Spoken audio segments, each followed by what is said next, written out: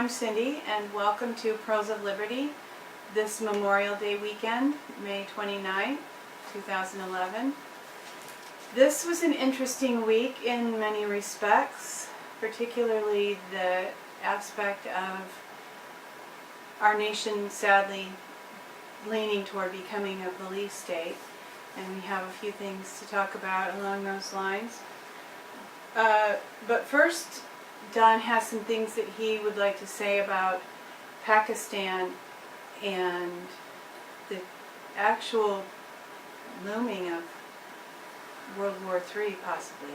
Yes, it really looks like we're headed in that direction, and unfortunately what's happening is that Pakistan has been an ally for many decades, and it's become obvious to the Pakistani government that they're being set up to be a fall guy, to be invaded, and that is not stopping, that is not slowing down.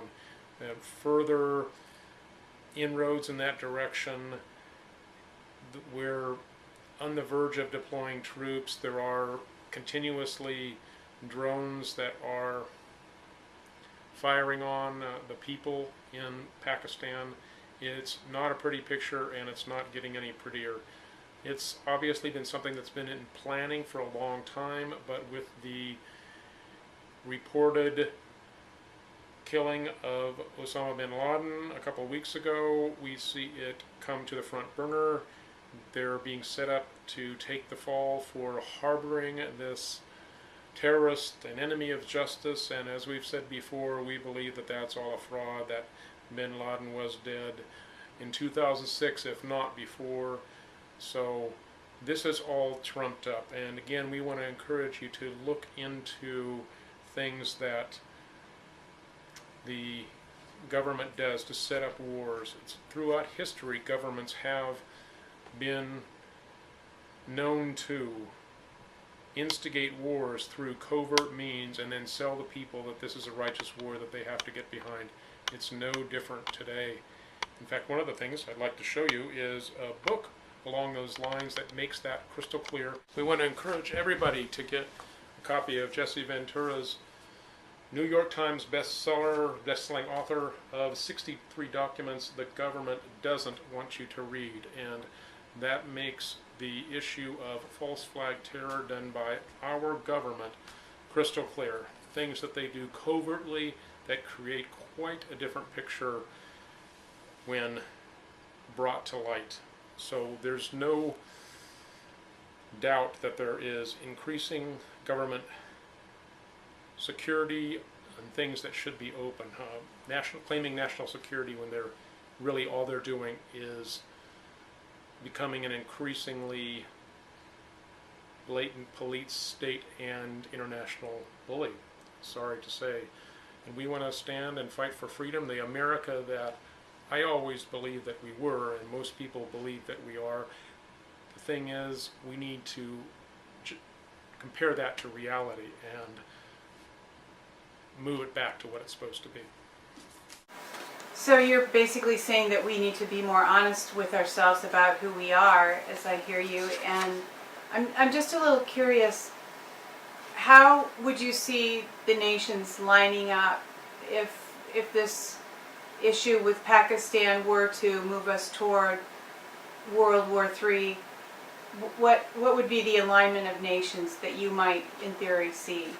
One of the things that I always keep in mind when we're talking major world wars is George Orwell's book 1984, and George Orwell was the pen name of Eric Blair, who was British intelligence, MI6, who then became a part of the socialist resistance until he found out that that was controlled too, and he became fully awake to the setting up of the infrastructure of a global international government. So anytime that you're looking at his writings, you're actually looking at the plan of the globalists for a world tyranny revealed, and of course that's the Anglo-American globalists, but maneuvering the other countries into that venue. And what he talked about was these three major power structures taking turns being at war, and war was the means by which they kept the people enslaved.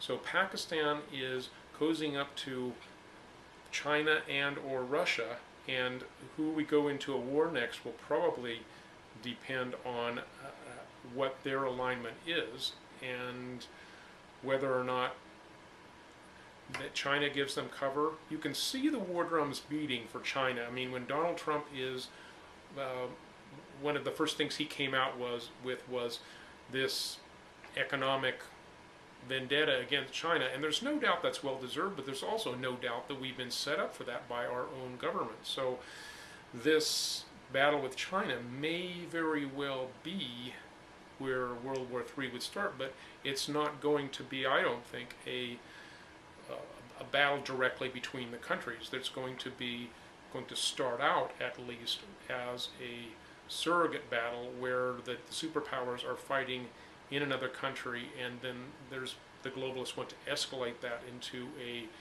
regional and then broader conflict. And this is a time for voices of reason and peace to rise up and to call things as they are and see what's going on. This is nothing more than manipulation into something that is death and destruction that does not have to happen.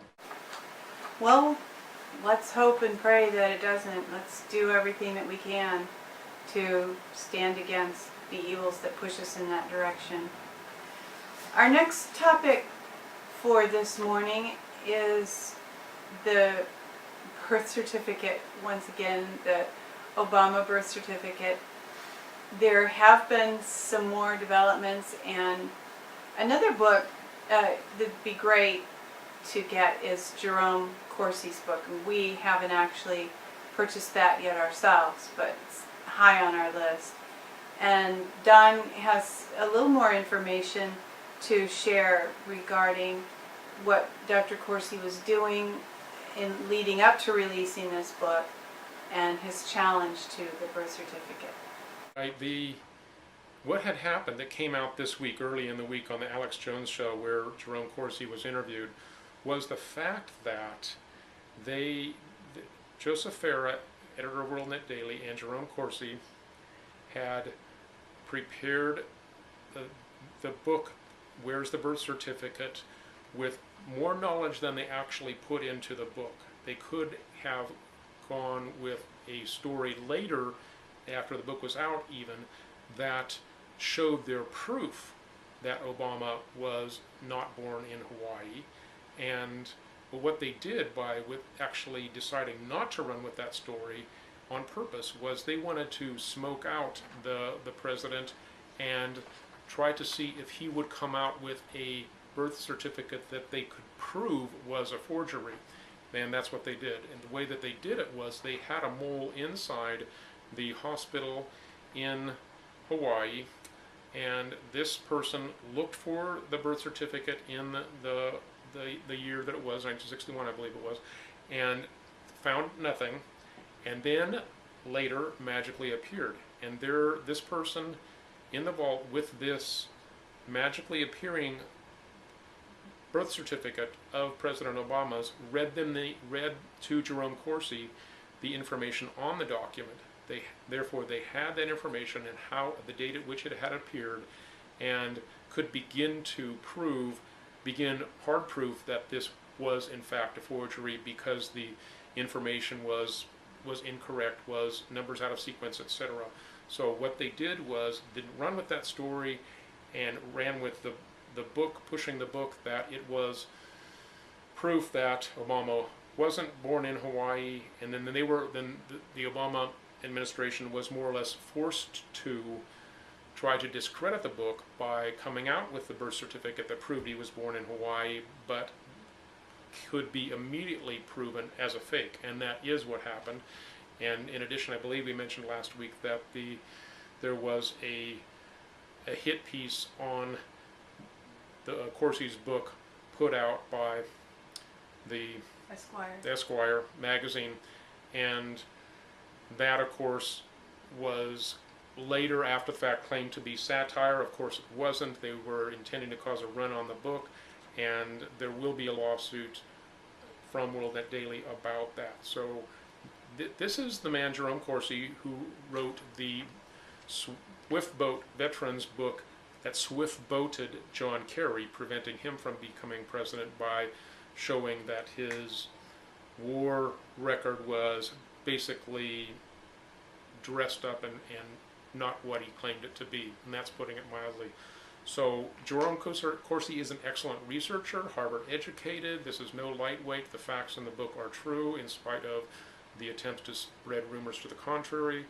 And there is coming out this hard proof that the birth certificate that the White House has released, that they are going to have to stand behind, that it is fraudulent, and that will, Corsi believes, be virtually certain to sink Obama's chances for a second term, and may even lead to the end of his presidency before the end of this term.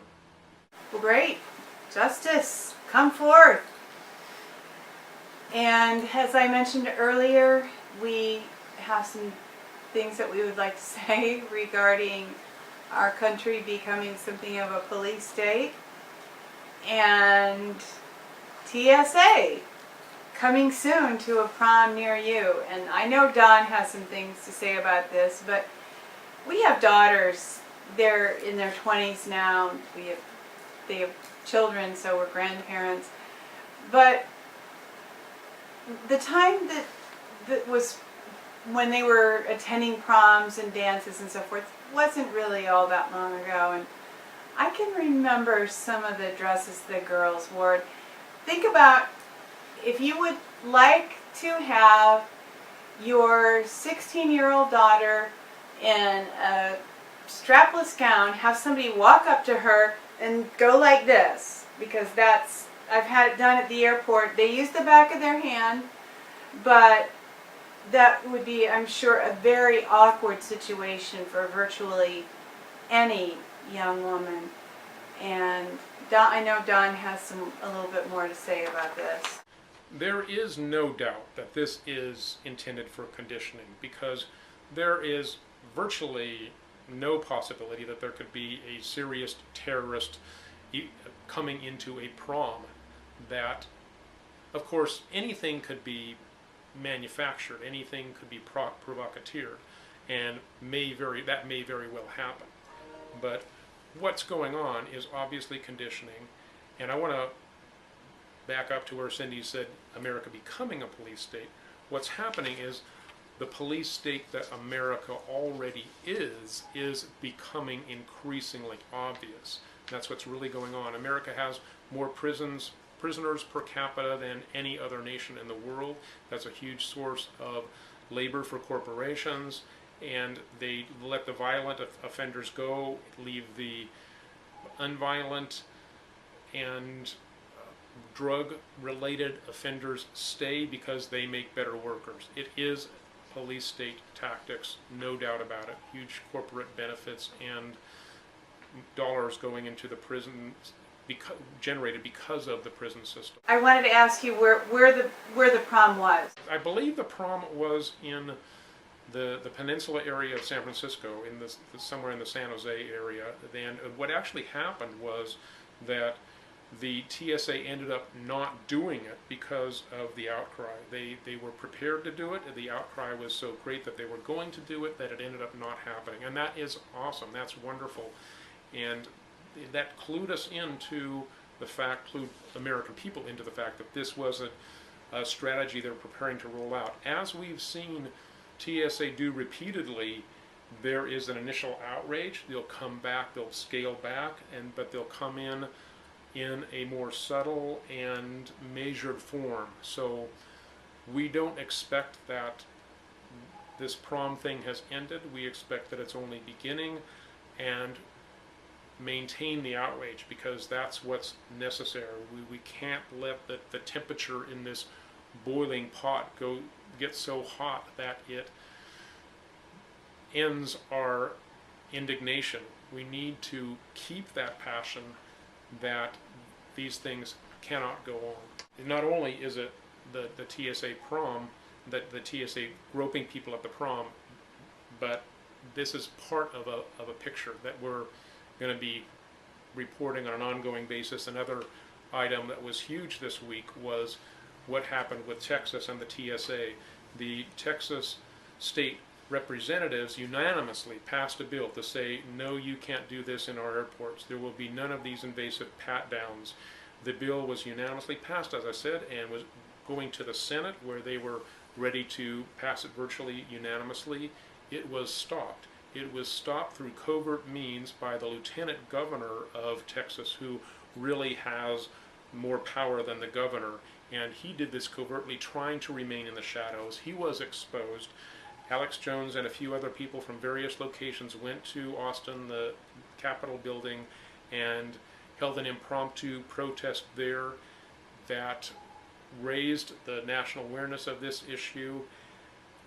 We want to stand behind Texas, stand with Texas, and say that we encourage the Texas legislature to stand their ground. The battle has been won because by the TSA, this initial skirmish, because they didn't pass the bill. Senate didn't move forward. This initial strategy was successful, but it revealed the tyrants for who they are, and there is no doubt that they will go down in flames. I don't know what ultimately is going to happen with the TSA in Texas, but the political career of this lieutenant governor is virtually ended, because Texans, virtually to a man, are outraged at what's happening in their airports with the TSA, and we say, yes, that's the kind of righteous indignation that we need in America.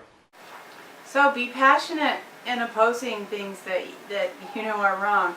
And here's another thing for you to oppose that we think you will know is wrong. Adam Kokesh was arrested yesterday for dancing at the Jefferson Memorial along with some of his friends who were also arrested. The whole thing is on video and it's on YouTube, and we'll put up the link so you can find it easily. But I'm sure Don has some comments about that situation. Some of the comments, this just happened last night. This is news just right now, and it may not even have hit the major networks. I did see that it was covered on the online page of a local Bay Area news radio website. So it's getting nationwide coverage. It's made it from the East Coast to the West Coast. What had happened is Adam Kokesh, who has a syndicated video talk show out of Washington, D.C., encouraged local people to come to the Jefferson Memorial to do a dance celebration for the First Amendment rights. And I learned about it online when the video of what happened at this event was made public. And Adam Kokesh is a young man who is an ex-Marine who's aggressively pursuing the original vision for this country in terms of free speech, and realizing that the things that he fought for in Iraq and Afghanistan, I don't remember which, have been lost to a large extent in America, and we need to exercise our liberties. And that's a key phrase. One of the things I've seen about this event mentioned online on Facebook is that people say, well, they were just trying to get into trouble. They were just trying to provoke something. They were asking for trouble, so to speak. Now, think about what First Amendment rights are. They're not, the First Amendment is not supposed to guarantee mild-mannered behavior. It's not supposed to guarantee uncontroversial behavior. What do we mean when we say exercise your First Amendment rights? That means you get out there and you do something that's purposely going to make waves, that's purposely not going to please everybody. And the reason you do that, the reason we need to exercise our rights, is if we don't exercise them, we lose them. And that's, as the Adam Kokesh getting body slammed onto the concrete of the Jefferson Memorial demonstrated, that is what is happening. Our rights are being lost, and it isn't until we stand up and do some kind of a protest, some kind of an event, that we see things the way they really are. So I don't give any credence to people that say some things like, they deserved it, or I don't agree with Adam about this or about that, and somebody in the crowd was from Code Pink, who are these flaming liberals, therefore they deserved it. Stuff like that to me is totally a bogus objection. This is something about the core of America. This is freedom of speech. This is freedom of expression. This is our most basic liberties, and we do need to exercise our First Amendment rights. They said you need to have a permit to be able to do this. Permits only make sense logically if they're going to obstruct traffic or create some kind of hazard to people around them, which was not the case here. Nothing of that kind was going on. So it's what we saw on this video is really a blatant demonstration of the police brutality and a burgeoning police state. And it wasn't as if there were hundreds of people there dancing so no one else could get in the memorial either. It was just a handful of people not really causing any kind of a significant disturbance, which, as you just said, it would be okay if they were creating a disturbance. That's what the First Amendment is for. But watch the video. It's I think you'll be drawn into this story if you watch the video. One man was even slow dancing with his girlfriend. They were both handcuffed and put on the ground. It was outrageous to actually see what these park police were doing. And the next aspect of the police state is far more devastating. The other things that we've talked about were theory, and although there was some violence in the arrest at the Jefferson Memorial, no one was significantly injured. But a man named Jose Guerena, who's a former Marine, was assaulted in his home and shot to death. 71 rounds were fired at him, and I will ask Don to tell the story. Right, this is incredible. This is almost beyond belief. This is a man who served his country in Afghanistan, I believe, came home, was raising a family, was working the night shift in a mine, had just come home and had just begun to go to sleep when his wife woke up screaming because there were men with guns tapping on the windows or making sounds, and that looked like they were about to break in and that they were under attack. Then she woke her husband. He immediately said, "Get in the closet with the baby, with the child," and he got his weapon and began to move towards the front of the house. He did not fire any shot. The people outside, the SWAT team, broke in, fired 72 rounds into his body, and he died. Unbelievable. They never at any point announced themselves as police. It later came out that this was supposed to be a drug raid. There were no drugs that were found in his house. There was no search warrant, nothing of the kind. And even if they had recognized, which they didn't, that these people were dressed in SWAT team attire, that would not have been any reason to have not stood their ground and said they can't come in, because in that area or near that area there had been a number of gangs that had been dressing as SWAT teams and raiding homes for various purposes, burglarizing, etc. This was a gang or gangs that had been doing this activity dressed as SWAT teams. So what is this man going to do? He's going to defend his family. He's going to get his weapon. And for this, he was gunned down to death in America. This is beyond obscene and horrible. So we encourage everybody to become aware of this plight of Jose Guerena and his family, and do what you can to spread the word. You won't probably hear this on mainstream media. You will only hear it through various sideline channels and on the internet. So please spread the word and inform your friends. Our sympathies certainly go out to his family. And Don has some thoughts about Cynthia McKinney and her involvement with protesting what's going on with Libya.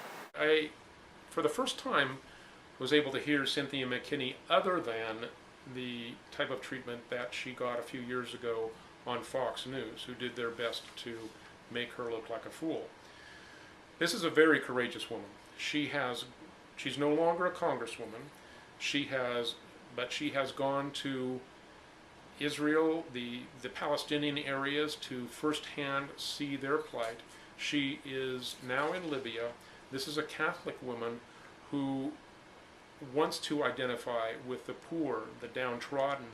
She wants to find out what's really going on by going there herself. This is what God has put in her heart to do, as the way that she explains it. This is basically something that she just has to do.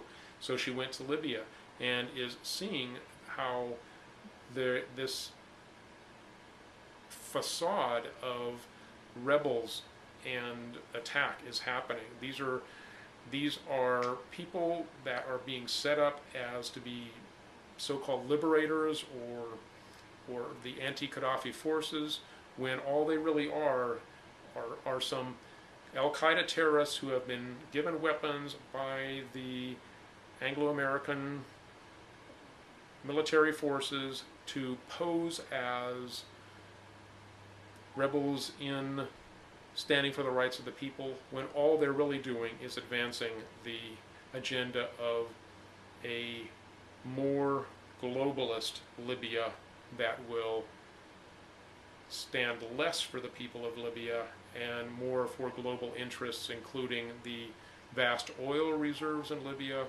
and the banking system that is now independent in Libya, being tied much more deeply into the New World Order banking system. So it's obvious what the real agenda is. Cynthia McKinney is a very courageous woman, going in there and talking to people and finding out what's really going on. So we encourage you to find out more about what's going on in Libya. We've mentioned it before, but Cynthia McKinney was interviewed on Alex Jones this past week, and it's well worth listening to. And as Don mentioned with her Fox interview a few years ago, we used to be taken in by those things. People who have great messages to release are often characterized as nutcases. And we ourselves have been fooled by that in the past. It's important to consider a person, consider what they're saying, instead of just falling in with all the other people who you think are like-minded with you. We've said it so many times, think for yourself. And we give credit to some men who have done that, Ron Paul and Rand Paul, who to some extent are kind of mavericks in the midst of a corrupt system. And this week, Ron Paul was discussing the War Powers Act, and I know Don has some things to say about that. Right. Ron Paul gave a speech that is becoming very well known on the internet now as the final nail in the coffin speech, and he used that phrase, I think, more than once in this speech, speaking about the War Powers Act that was just passed and makes permanent the powers to the executive branch that were granted temporarily after 9/11 in 2001. So right after we supposedly get bin Laden, what do we have? Not a return to balance of powers between the branches of government, but we have an increasingly dictatorial executive branch being set up with rubber stamp, even if that, powers from the Congress. So an abdication of responsibility by Congress, with few men like Rand Paul and Ron Paul standing for the constitutional separation of powers. It is outrageous what's happening. Ron Paul is right. This is looking like the final nail in the coffin of a constitutional republic, unless we have a groundswell that looks like it'll turn things around. We don't see that happening yet. It could happen if the word spreads, if events begin to materialize that wake up the American people. The problem is that the global controllers that are bringing in this police state and are in charge quickly see when the people are waking up, and they back off. And then the people that have woken up or begun to wake up begin to get comfortable with the new level of normalcy, and the water just keeps getting hotter and hotter and hotter. And would you talk a little bit about Rand Paul and what he did in the Senate this week? In the Senate, Rand Paul was the only person that really took a stand against the Patriot Act being passed again. A renewal, as it happens every 4 years. It happened again, the Patriot Act. Rand Paul had been told by the Senate Majority Leader Harry Reid that there would be an opportunity to introduce amendments and have debate on amendments to the Patriot Act before it was voted on. Harry Reid broke that promise because of other promises that he'd made to others that there would be no such thing. So obvious betrayal of constitutional powers. And Rand Paul is, in an interview that I read a transcript of with Anderson Cooper, spoke openly about his disappointment with the Senate and not being able to introduce real issues and have real debates on issues. It's been very obvious to him that they don't want him to speak. He's had to use some parliamentary procedural tricks to get the floor to be able to even discuss something. So we have a very corrupt government, and we're fortunate to have men like Ron Paul and Rand Paul there to tell us what's going on. So it's time for us to wake up, to begin to put the pressure on. Tea parties nationwide need to become much more educated than they currently are about these issues, because there really isn't a reservoir of support in Congress that we might have hoped for, resulting from the last elections. So more work definitely needs to be done. It's never too late. We never want to say give up, but we do need to recognize the serious state that things are in at this time and begin to stand up for what America is supposed to be according to the Constitution. We met with Dr. Noah this week, and he shared with us some information about NSAID pain relievers. And NSAID is non-steroidal anti-inflammatory drugs, including such things as ibuprofen, Tylenol, and even aspirin. Some of these over-the-counter drugs have significant risk attached to them, and here's Dr. Noah to talk about that. Welcome, Dr. Noah. Well, thanks, Don. This is Retreat and Cindy. Hi. I feel like I'm part of the family now. I mean, yeah. I'm a real regular. We missed you last week. Oh, I know. Well, thanks, and I appreciate you allowing me to be on your program.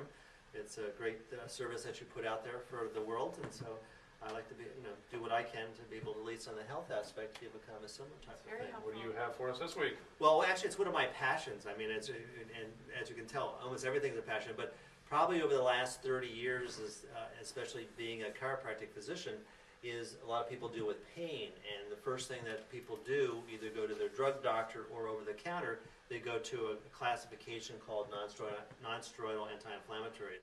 And these compounds are like Motrin and Tylenol, aspirin. These are compounds that have an impact on our body in terms of helping with some inflammation, but mostly they're kind of like painkillers of sorts. Mm-hmm. And as I was sharing a little bit with Don, all these pills is just basically alcohol in a pill. So just like if you had, so if you had a neck pain, if you drank 2 of these little babies here, you wouldn't feel any neck pain until the alcohol would wear off, and then the neck pain's still there. That's what these drugs do. They basically just numb you up so you don't feel it. That's why people are constantly on it. Another Tylenol, Yeah. please. Well, and people have the kind of the notion, because they can go to their big box drugstore or to their favorite supermarket, they can buy these things. I mean, it's like candy. You just pop them. And as you know, I treat lots of different types of problems. I mean, it's very common for people taking 3 or 4 of these a day, thinking there's no type of big deal about it. And then I also, on Friday, I work with soldiers, and the VA system is even worse. I mean, these soldiers are sometimes on 10, 20, 30, 40, 50 drugs for all different things, from aches and pains to depression and post-traumatic anxiety and stuff. I mean, they're just walking. Well, the whole concept of over-the-counter makes you think it's okay for your body, Right. because, and if it weren't for the fact that the FDA was regulating everything Right. into 2 categories, over-the-counter and Right. behind the counter, then there wouldn't be that. Then people would have to think for themselves. Right. But, oh, we can't have that. I don't know if So I have it in this book This here, safe but stuff is not safe, you're Well, telling us. and especially since they're always trying to ban or try to control natural things because the safety of our children. You know, we can't allowing like herbs and plants that have been used for 10,000 years, or vitamins and vitamins and minerals and amino acids to help people, because those are dangerous.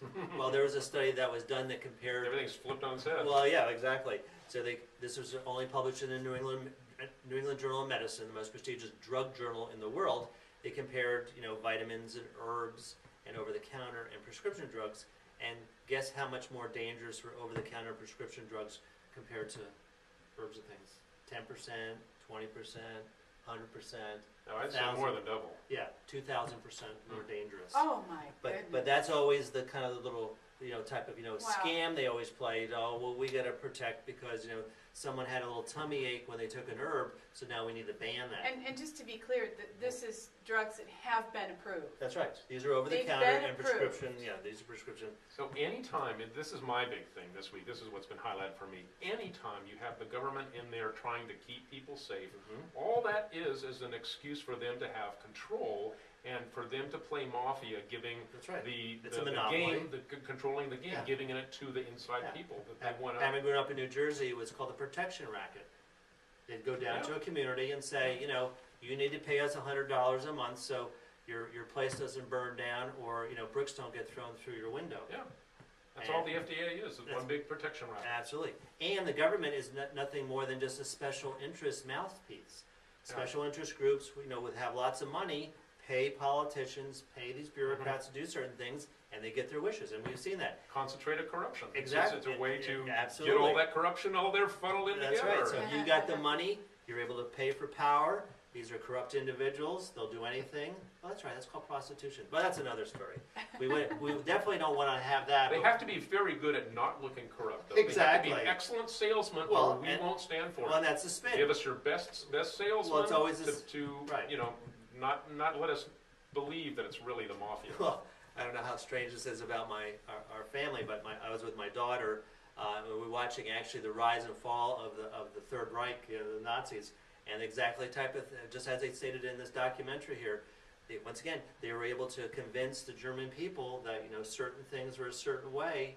Also, if you tell a big enough lie often enough, people believe it. I mean, that hasn't That's right. changed any. I mean, it's kind of sad. But so that's what we do on a Friday night. Party! So anyway, I don't know if that's too much. Ooh, Nazis. So anyways, What entertainment. I know, so it's kind of interesting. But just like, the classic saying is, if you don't understand history, then it will repeat itself. Yeah. So understanding what's happened in the past can predict what the future is. So, knowledge is power, but maybe next time So that's a bit of a side trip, but well, so maybe next time we'll just watch the reruns of American Idol again. 'Cause that has lots of value. Yeah. So that's a common type of a substance that people use for all things, from lowering temperatures for little babies. We can talk another type of thing. Well, I mean, and my specialty is go through the medical journals, the drug journals, and find out. So this just came out, a little thing. Journal of Clinical Oncology, which is cancer, May, that's now, 2011. Common over-the-counter painkiller found to be linked to Not a little achiness, a little blemish here. Cancer! Ouch. Yes. By how much? Increase by not 1%, not 10%, 200%. Oh no. So taking Tylenol, once again, everybody thinks that's the safer one. I mean, we'll go through just some of the research here. I mean, it's just totally garbage. When there's natural alternatives, natural treatments from different types of exercise, qigong, acupuncture, chiropractic, herbs, vitamins, and minerals that actually help with why you're hurting, versus that using this kind of garbage. Once again, when you give your kid, that's what you're doing. It's like giving your kid basically alcohol that once again numbs the pain. Alcohol wears off. Basically the pain comes back, and just like an alcoholic, you keep going on this, it has consequences. So, Tylenol, increase your kids with leukemia, blood cancer by 200%. Don't like that one? How about this? Increase myocardial infractions, that's a heart attack, by 45%. Oh. And this was published in what? Circulation? Oh, that's right. That's the American Heart Association's premier drug journal, May 2011. And this is what they say. There is no safe duration of non-steroidal anti-inflammatories in patients, period. There's that no safe. Because people think, well, I only use it maybe 2 times a week. No. We'll go through the studies using it once. And you talk about alcohol. You take Tylenol, and this one time, you can have acute liver toxicity. Or if you use it for hangovers, right? That's I'm right. sorry, but I've heard that. No, that's what it is. You mix this with Tylenol and this, your liver can shut down right that one time. Unbelievable. So, yeah, but that's okay, because, someone's making money. You go to Well, this is amazing. What you're showing us is that in their very own journals, they That's are right. telling you that they're killing you. That's right, exactly. These are poisons. These are dangerous. These are things that should not even be spoken about. But because, once again, you make lots of money, they have a patent on it. But they can say, hey, we told you, we warned you, there it is right there. Well, they don't. But nobody looks at it Well, except that's for guys like you. Well, and supposedly you think you'd go when you go to your drug doctor that he or she would have at least the decency to say, okay, if you want to take this, what's called risk versus benefits.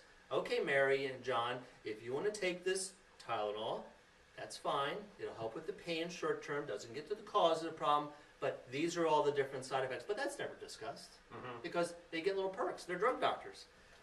Here's a nice one.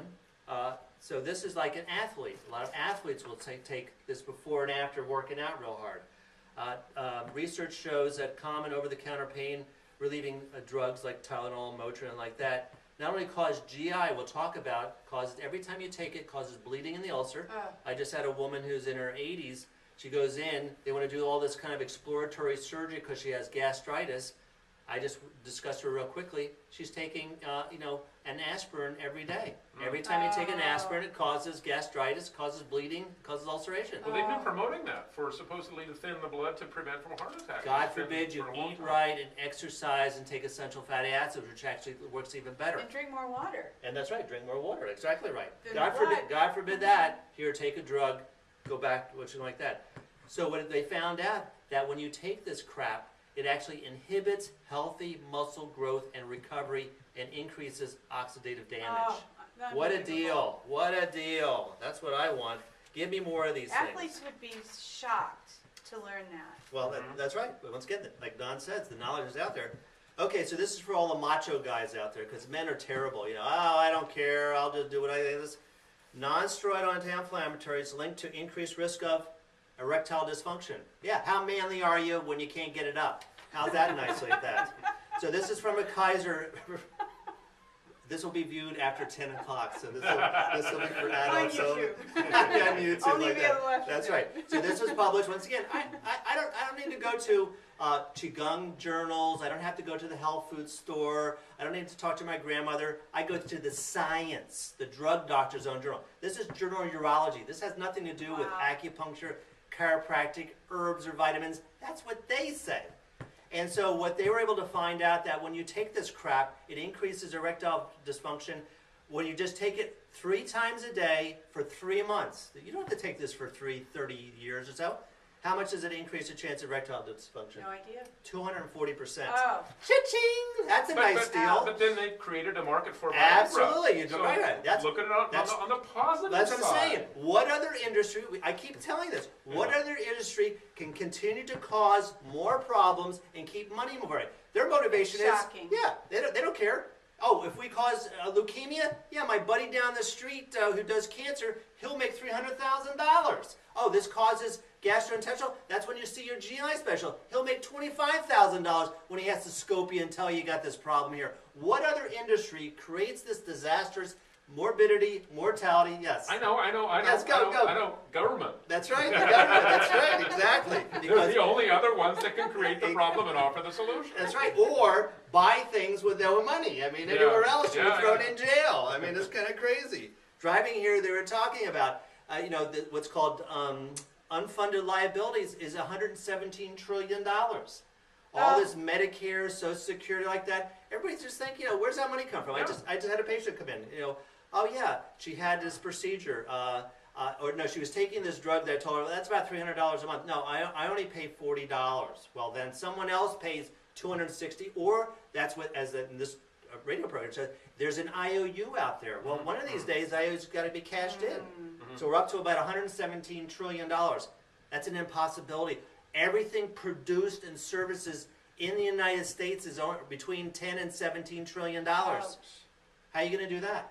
If every dollar went to that, once again, that would take 10 years. The purpose of this counterfeit Federal Reserve system is to keep people blinded to the fact that they're a part of this huge Ponzi scheme. Well, that's right, and that puts pressure on them. They're in debt. They have these pressures on them, and that keeps them, once again, not thinking outside the box because they're afraid. Because if Uncle Sam, like you said, doesn't take mommy and be my mommy and daddy, what's going to happen when there is no Social Security, no Medicare? Yeah. Oh, you got to be responsible for yourself? There's, oh, God forbid. Yeah. There's a dependency purposely being created. Right. Yeah. Surgeons report that using this crap, what's called non-steroidal anti-inflammatories, increase wound complications by how much? I'm going to say 200% because that's what everything That's the number of the day. 1,000%. Oh. So just like Don's no saying, way. what a great deal. So you go in for doing most of surgery, as we talked about, not all of it, but some of it, it's worthless. We've talked about different surgeries, and we can go over that again. Be happy to go through the science on that, not what the surgeon who rips you off did like that. So now they give you this crap. When they get a complication, what happens? Do they give you your money back? Do they say, okay, Don, I'll work for free? No, they just charge you more. Read that title again. Surgeons report a nearly 1,000% increase in wound complications among people what are called COX-2 patients. COX-2 inhibitors are a special brand like Celebrex and Vox. Oh, that's right. Vox was taken off the market because how many people did it kill? Millions. That's right. But that's okay because they made some money. So that's what the kind of, the difficulty that I deal with, because that people think that, one, this is cheap. It's not cheap. One is that, your insurance doesn't pay for it. And two is, when you get that complication, it's like driving a car. If you want to drive drunk and with your eyes closed and texting and stuff like that, and you crash, it's not like now you're going to make more money because you created this disastrous thing, or you went to a car mechanic, you pay him or her to fix your brakes, and in the meantime, their lift rips out your transmission. You don't say, oh, thank God, now I'm going to have to pay for the transmission too, even though I just came in to pay for it. You would go nuts. And that's what happens every time you go to the drug. Because you have insurance for your car. Well, that's right. Takes care of everything. But insurance doesn't pay for that, so they would flip out. Exactly right. So that's the kind of difficulty that we kind of deal with. There's another article. And then you can say, oh, government save me, just provide me better car, provide for my car, provide for this, provide for that, and you just dig yourself a deeper hole. Yeah. So there's a classic little shocking statistic. This was only published once again, back in 1992, New England Journal of Medicine. Once again, I cite all my research. And that's right. I've had over a 2-year offer to have any medical drug doctor to come on my show and debate these on $5,000 just to come on. How many people come in 2 years? 0. For an hour, $5,000 an hour for crooks like that? 0. Because they know what we're talking about. You don't even say they have to win the debate. They just have to be willing to come on. Oh, yeah. But they have some integrity, because I'd make them look such a foolish criminal they don't want to basically kind of come on. So that's how it works. Yeah. No, actually, the debate is whoever wins the debate. No, I'm not going to give. I'm not going to have some because they're already prostitutes for the drug companies. I mean, it doesn't. once again, it doesn't, what's it for them? They walk on, I rip them apart, telling them they're complete Okay, morons, now, and give me my money. Exactly. No, I'm from New Jersey. I work hard for my money. No, they have to come on and be able to defend their position, and they be able to defend it properly with science like that. The best statistic I have is New England Journal of Medicine showed that more people die for taking this crap than AIDS does. Everybody's, No way. it's more dangerous. More people die from taking pain relievers than AIDS. Motrin, Tylenol, all those over the counter like that, than people who basically. Now what about But wouldn't that aspirin? probably be skewed on the end of old age? I mean, people that are already pretty sick anyway. Well, I mean, we can go through some research. Like talk about athletes. When you do this, it actually interferes with the healing process. Mm-hmm. So if you're young, if you're an athlete, I just quoted to you. It interferes with muscle recovery. So when you're an athlete, you're not going to be as strong because this is poison. This is poison. So yeah, as you get older, your kidneys and your livers don't work as well. There's another study published in New England Journal of Medicine. People who take these non-steroidal anti-inflammatories have an 880% greater chance of what? Kidney failure. That's right. And who? I didn't know that. Yeah. And how much does a kidney failure replacement cost? About $400,000 to $500,000. Who pays for that? Yeah. Once again, it goes on the IOU. So what an incredible system this Well, is. the money goes on the IOU, but the pain and the worry of People the family die, and the absolutely. risk and nobody can reimburse anybody for that. Absolutely. But people walk around like zombies, like the walking, zombies they are, thinking that during this pleasure time, taking all these drugs, there's no consequences because my drug doctor is very knowledgeable. Ultimately, philosophically, it's an abdication of responsibility and a giving away of your soul. That's That's right. why you're walking around as a zombie, Well, because you're not caring for your own temple. Well, and that's like I been said, given to the you. two only elements are the government. The government says, Don, we'll take care of you. Yeah. You don't have to worry about. Oh, We'll tell here. you what light bulb to use. We'll tell you, what water Thank faucets. you for taking away my sovereignty. I Exactly. wasn't using it anyway. I know, exactly. but now I can just throw it away. I mean, I did Yeah. have it. And the medical profession is the same way. Don't exercise, don't eat right, just take this drug.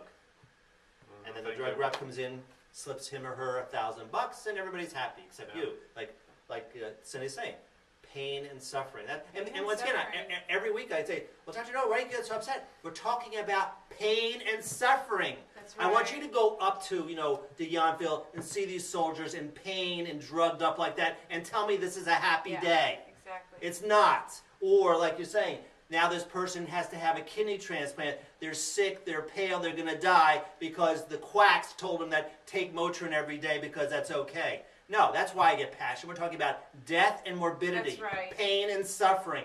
Get it in your head here. This isn't like Don and I or Cindy thinking, oh, I like blue, you like green, you like yellow. Oh, that's all nice. Okay, great. You No. just have a different opinion, Dr. Noah. We Well, what- respect your opinion. I know. So that's why I get so passionate. We're talking about people being hurt. Absolutely. That's right. This is once Absolutely. again. The This money's bad enough. Well, this is The bad money's enough. bad enough, but to put that on top of this pain and suffering. That's right. This is people. Well, once again, and it doesn't have to be. Right. So it's not like, okay, Dr. Noah, you're just doom and gloom. You're just all bad. No, let's talk about good things. There are natural products that actually get to the.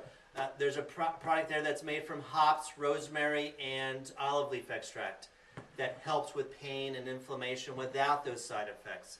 There's a nerve 2 activator that patients are on. That's helping, and we can talk about that next time, about how these alternatives work with pain and inflammation and irritation. There's the jellyfish helping us. There's all jellyfish- kinds of good things. There's all kind of things. If you have like little things like Alzheimer's and dementia, which is almost $1 trillion industry itself. Here's something that scientists only from the University of Wisconsin and Madison and Milwaukee. Once again, these aren't health food nuts. These aren't people that are in the natural food industry. They're scientists. They're looking for these type of things, these different chemicals that are in nature that have wonderful type of benefit. So so people don't have to go down this road where their loved one doesn't know who they are, drool, or kind of just an empty shell like that doesn't have to be. You're able to reduce those chances. But yes, you have to do some other things. Yeah, the miracle is that it is as controlled as the pharmaceutical companies are. There is actually real research that comes out of universities because you have people that are honest human beings, that are good scientists, that are really searching for real answers. Well, that's what Cindy was saying while you're being treated in some of my other rooms there, is just like she kind of explained her to me. That's what's so frustrating. It's not like, I'm making these things up, I got it. I just read the science. Mm-hmm. Well, why aren't these drug doctors? And now I always get the same BS, bullshit. Oh, well, my drug doctor's so busy. Doing what? Golf! Well, I guess exactly. Just because you see a lot of people and give them a lot of crap doesn't make you busy.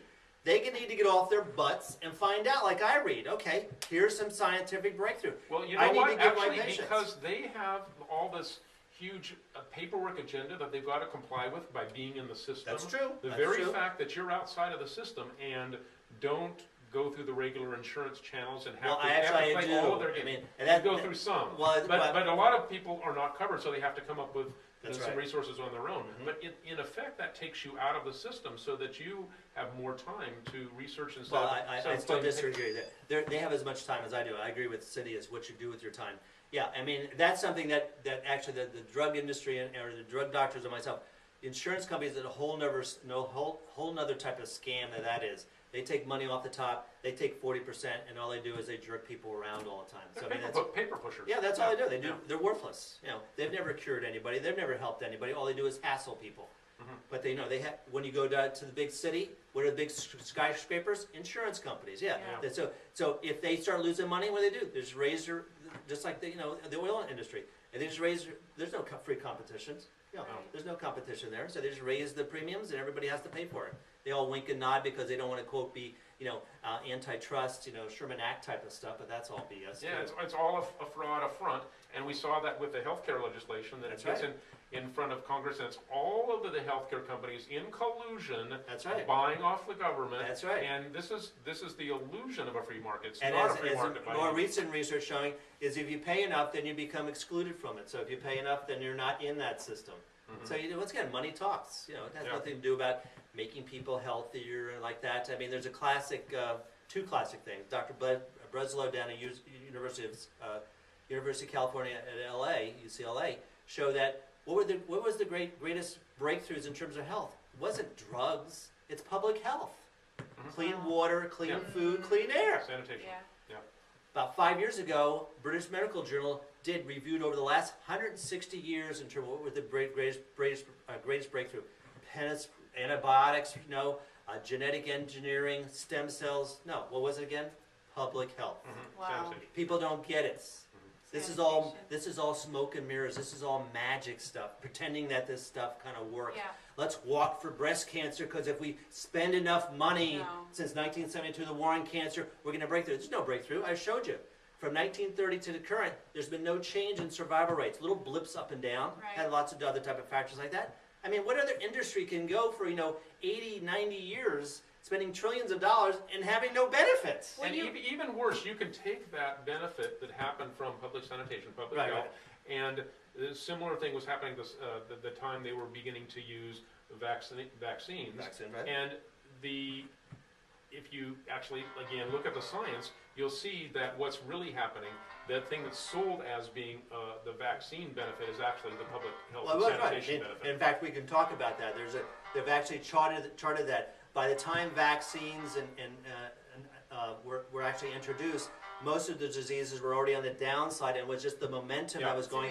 But they were able to tap into it and then say, "Oh, well, we did all this. Right. Don't look behind us that we already dropped 98%. Yeah. We created this last 2%. It all had to do with basically inertia. Just it was going to happen anyway. But that's what they like to try to do. And this information's been out there for a long time. It's in textbooks. Yeah. I mean, it's good. It's not something that you and I make up. Here it is. Here's the graph. Here's the picture. Here's the source. Just like I just said. Where's this come from? Journal of Clinical Oncology, right there. Yeah, Tylenol causes blood cancers by 200%. It's all out there. But everybody today I'm sure millions of people will go out and get their Tylenol, take it, pop it in because they have aches and pains like that, and it's causing all these kind of problems. So what should people do if they want to get off of their pain medication? How should they begin? Well, once again, look for some doctor like myself. You know, there are people out there. Check out, you know, we'll keep watching, you know, your web show, because I try to keep up. Watch my TV show, my websites, and stuff like that. Just to do be your own informed. learning and Yeah. find what works for you. Exactly. Okay. Go on and just do a little. There are answers. There are answers, yeah, and it doesn't take that much now. Before, I would have to go, and that's what I used to do. I would have to go to Davis. I happen to live in Davis, which is more convenient. But so I had to drive to the medical library, and I would have to go through the journals and read them all. Go through every one. Now you can go on the internet, do a keyword search, and you start looking at it. And there is a lot of junk out there, so you have to be kind of careful. So that's why, you know, like PubMed is a good place to start looking for other alternatives. When you do a keyword search, there's and that Google, I have my own issues with. I've actually started switching over to iXearch so that they don't Track your keep IP track me address. and stuff. Yeah. So and that's what, you know, Cindy and Don kind of reveal is there's other forces out there I don't like either. It has nothing to do with health. I mean, these people are trying to manipulate you and give information that, you know, I don't want them to do that. What's good? It goes back to freedom and liberty. I mean, I didn't tell you you could see where where my mouse goes up to, and I click here, and I'm looking at this product here, and then develop these profiles so that they can advertise and manipulate, Right. give to governments and and stuff. marginalize. Yeah, You know, I've heard that Queen Elizabeth in England has a naturopath, not a they medical do. doctor. They do. So Which they've been doing for eons. But with the kind of work that Dr. Noah does, it's marginalized, and people don't have as free and easy access to it. Once again, you wouldn't even have to go to the Queen of England, who's one of the wealthiest persons in the world, but most of the world doesn't have this. Most of history isn't it, because they don't have the resources and they don't have the money to waste like this. So they go to traditional ways, which now we have science showing, and that's what's exciting. Now we're able to do research. I'm able to get research from South America, from Africa, from the Orient, from Europe, that have wonderful type of properties. Right now, Genie's out of the bottle. There's no way that they're going to put I'm looking into one of the two big things right now that I've talked about are different seaweeds. Lots of research coming out with different incredible, powerful type of, you know, healing properties, and mushrooms. Those are the other two type of things, which have incredible long history of traditional use in indigenous type of people, because that's all they had. They couldn't go down to a drugstore and buy something. They had a tradition of, okay, your tummy hurts, let's try to eat this, and oh, that makes me sick. Okay, maybe that's not it. Let's try that. That makes me feel better. Just through trial and error, and they've developed a very, very sophisticated system. And now what the scientists have done is say, well, gee, they've used this for a headache for a long time. Sure enough, they look in there, they have certain chemicals there that, you know, that drugs can't even do. And so that's what these products are. Plus, these food items have thousands of different chemicals in it. So that's what's exciting. And the scientists think they're advanced by isolating one chemical. Exactly. And then they break the holistic nature of the thing. That's right. So that it has side effects rather than overall benefits. And to spin off a little bit into protein, that even like a prestigious biochemist like Dr. McCord realized that by adding the different herbs together, you get what's called a synergistic effect. You actually get an 1,800% more effective thing than just by the things themselves. Right. And nature has kind of created that right from the beginning, is having these different types of nutrients that work together that are more powerful than the sum of the parts. Yeah, thanks. There are solutions. There are. Thanks so much. Ta-da. Thank you, Dr. Noah. Thanks. Thanks, you guys.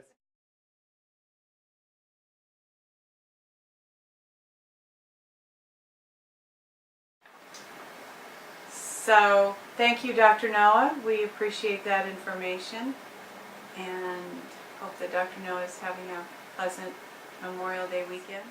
It is a holiday weekend, and we hope that you're picnicking or somehow celebrating with family. We hope that you have a delightful weekend.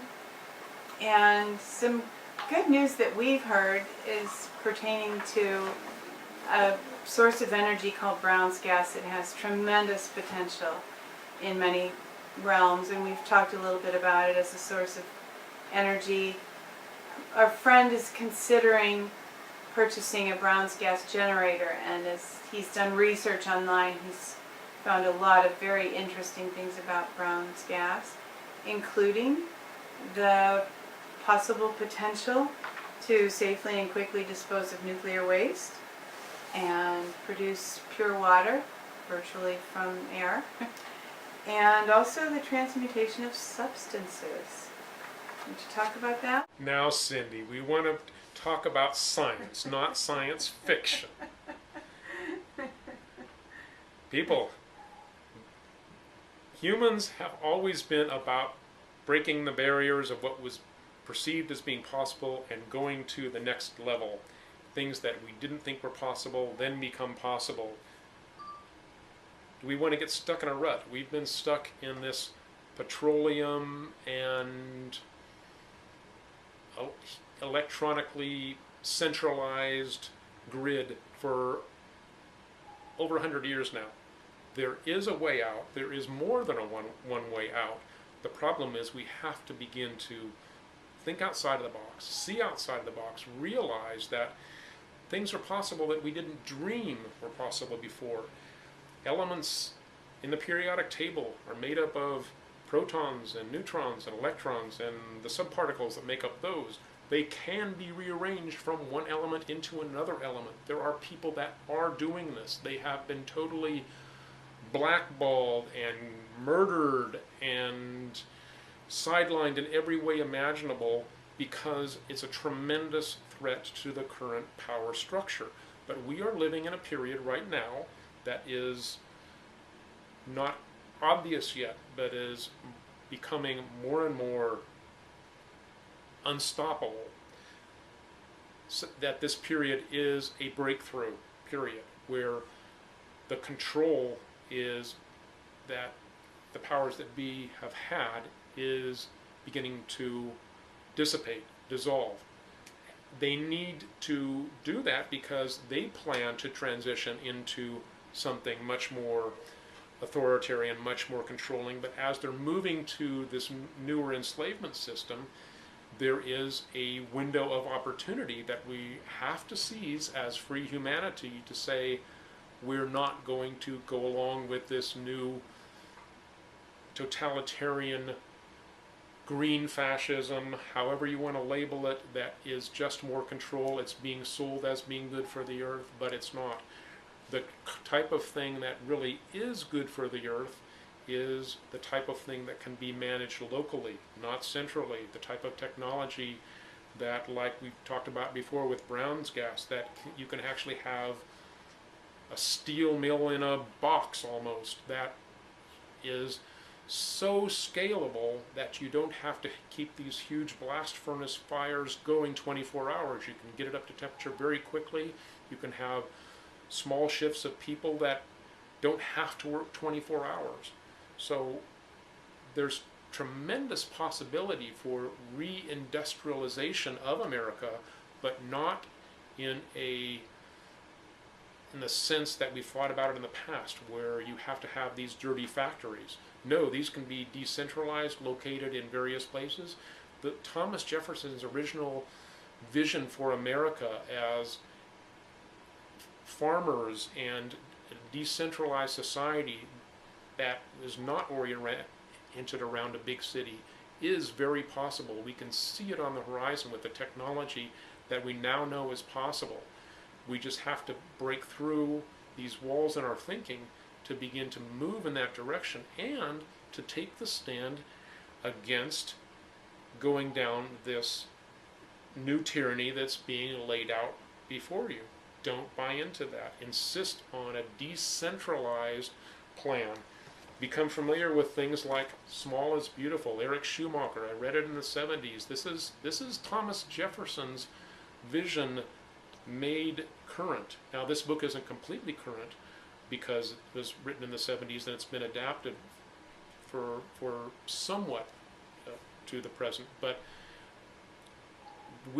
there have been visionaries that see where we're going, and we need to begin to see that this is the real future, not the fake future of this authoritarian centralized control.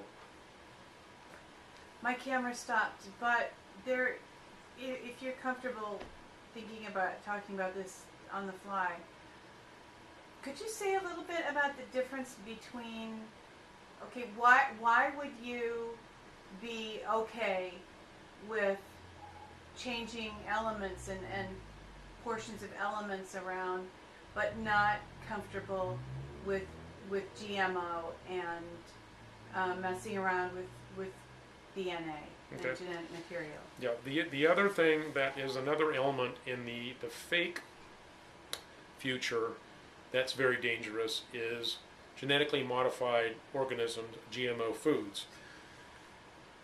And how is that different from manipulating elements from in the periodic table from one element to another by changing the protons and the neutrons and recombining them? It's very different.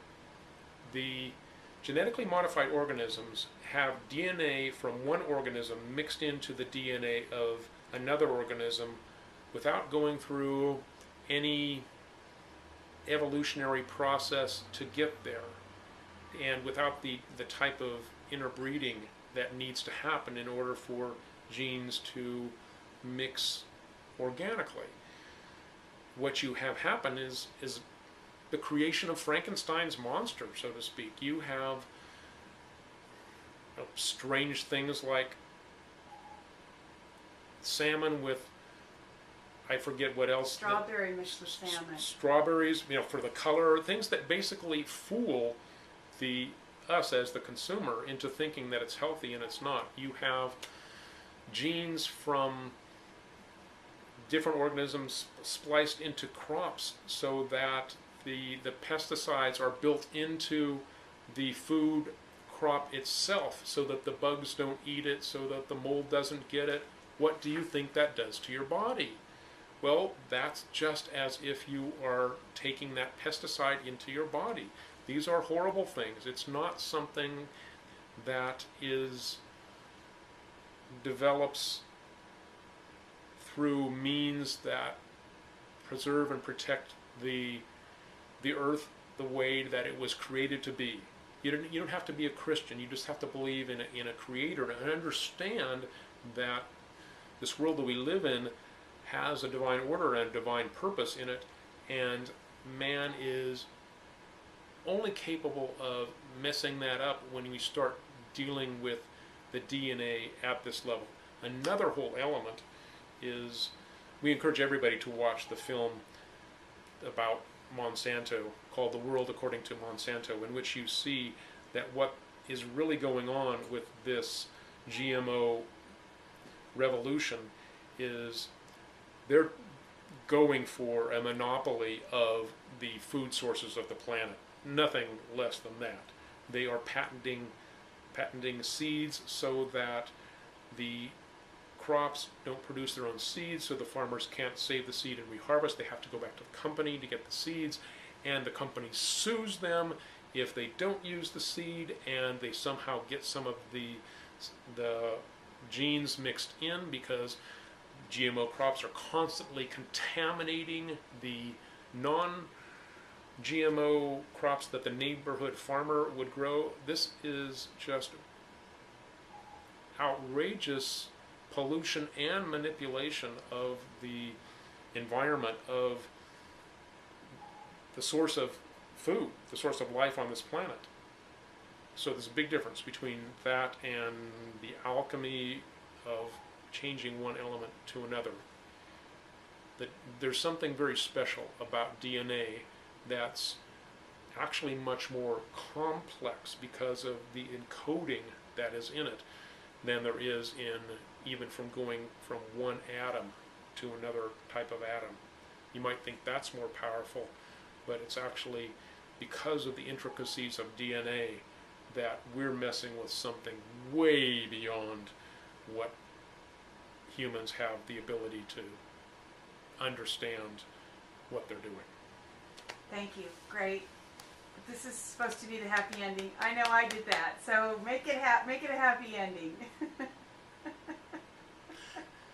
There is a new horizon. I talked about it. It's the new horizon is being able to be decentralized, be freed up from the Borg system, be unplugged, but still have the benefits of technology that is appropriately sized, that is not vertically integrated and machine-like. It's very possible.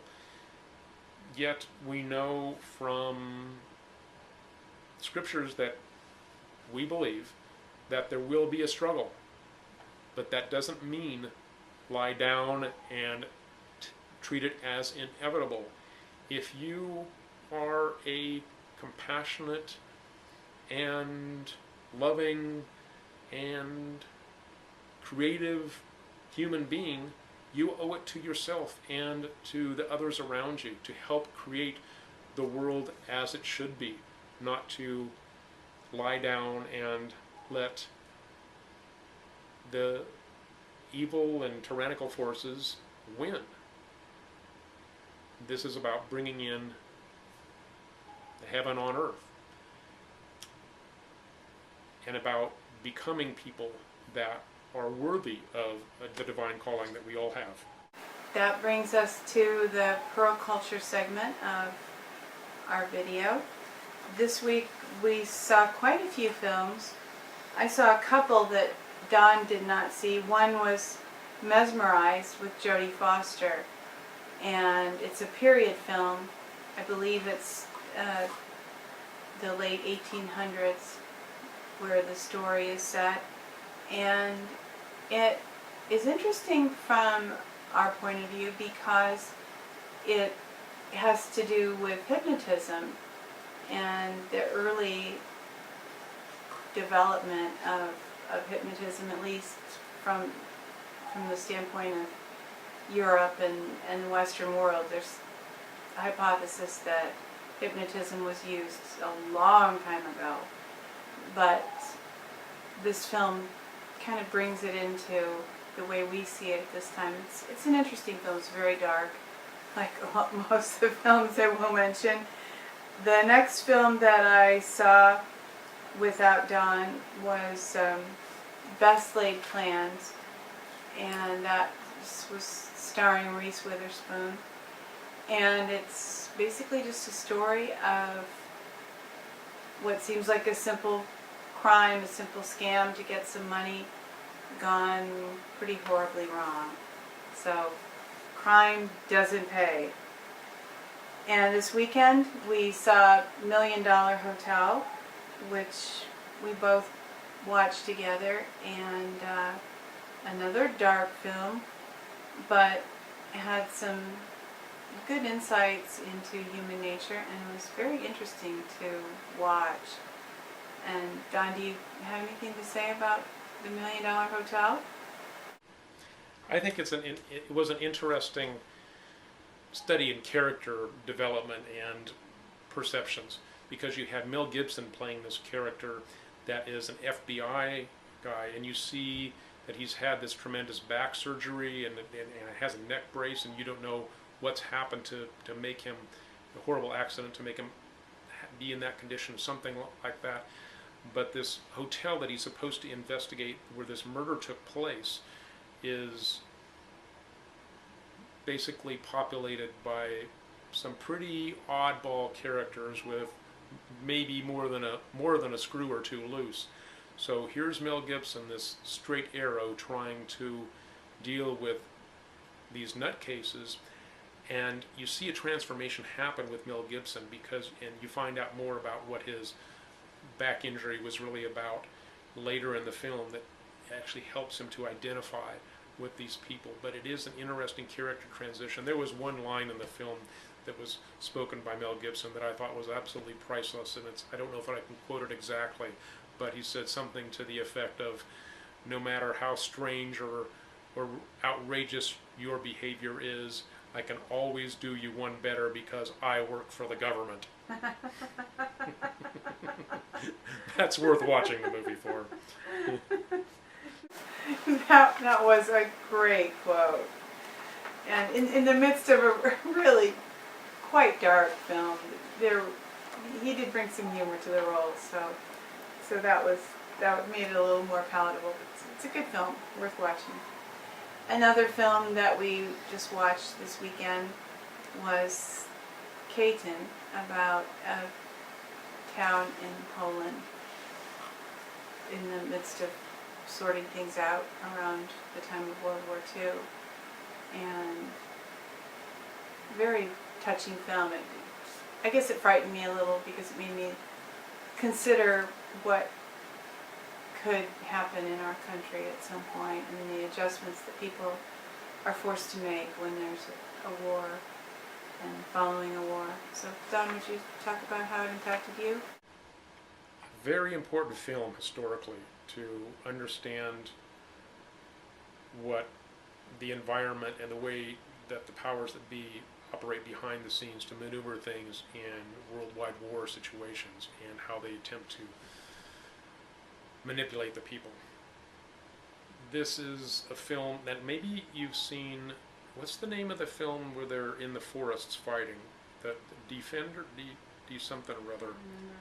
That we watched it. Yeah. And we talked about it. It starts with a D, but I can't remember the name of it. Anyway, this is another film about that same period in the same country, Poland, but from the point of view of the people that didn't go out into the countryside and fight in the forests. These are the people that tried to be the Polish army that was going to take a stand for their country. What happened was they were, and this is a true story, obviously, is they were herded and murdered by the Russians, who claimed that the Germans did the murdering and spread throughout the country the false rumor that the Germans had done this and that the Soviets liberated Poland. And so in the new communist Poland that takes place also in this movie, you had people that knew the truth that it really was the communists, but had to play along with that in order to survive, and what that was like for them, or decided not to play along with it and what happened to them. As I said, it's based on what really happened and the way that governments really do try to deceive the people in order to get power, get the people to buy into their power plays. Very well worth watching. And it gives one pause for reflection, I think. You look inside yourself and ask yourself, what would I do in that situation? Another film that we recently saw is Beyond Borders. That's with Angelina Jolie. And it at first blush, it appears to be kind of a human interest, care for humanity kind of a film. But looking a little deeper, the character that Angelina Jolie portrays is a member of the United Nations, and she has special travel privileges, and it actually, when you look a little deeper, it actually is a film about the elite and some of the access they have, and there's also some characters who are, it's questionable just how deep their role is with the CIA, and it's not what it appears at first. One of the things that's really important to recognize as a strategy in that film that should be clear when watching that film is that in order for elites to control the people in any given country, they first need do-gooders, need good people to come in and be the front. And the people that do that have genuinely good hearts, and the people that probably wanted them to go to help make another country better had genuine good hearts. But beyond that first wave, there is another second wave that uses and twists that trust that's been gained in order to enslave the people and bring them under the domination of the larger power. This is something that has happened throughout history. I'm thinking of things like the police corps that I'm sure were intended to be good and by President John F. Kennedy to be a force for good in the world, but were utilized by the military-industrial complex and the CIA to come in with a second wave of covert drug-related enslavement activity once the trust had been gained. Also goes back to the opium wars in China, the whole setting up of the Skull and Bone Society, etc., etc. It's an age-old story that this film will help you understand how real and dynamic this type of thing is. And another film that pertained to the elite that we saw this week was The Black Dahlia. And if you're sensitive about what you watch, you probably want to be careful about a few of these films, but Black Dahlia it has a lot of material that a lot of people would probably consider objectionable. There's no great moral in this story. No, it has some entertainment value. Beyond that, we mention it because it does show the lives of the elite and the accompanying corruption and just how convoluted life can become for people who don't have an objective standard to live by. And I want to point out that when Cindy says the elite, she's not talking about the highest level elite. She's just talking about the elite that are the perceived power brokers in any given country, and they may very well be puppets themselves, but they're the people with the money and the power that people think of as the leaders, correct? Sure, yeah, they're definitely not top level. They're wealthy people and influential within the context of their community, and I think there was even some police corruption in that film. Just, you know, it's one of those films about corruption in the 30s or 40s or whenever. Because I almost always use the word elites in a negative context, I'm actually somewhat surprised when people use it in a somewhat positive context, because there do need to be people that are the natural leaders of a society. That's what a republic is really based on, the fact that there will be people that have more means and are able to stand for the good of the people that have less means.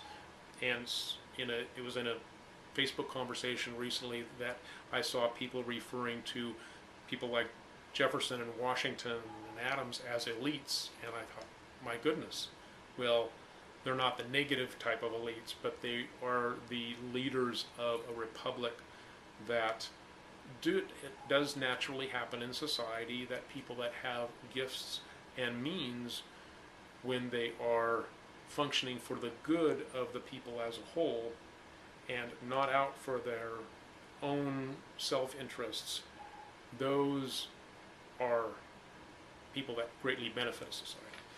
Thank you for clarifying that. Yeah, I think when I use the term elite, I generally mean people in the upper echelons of society, but typically I also have a negative,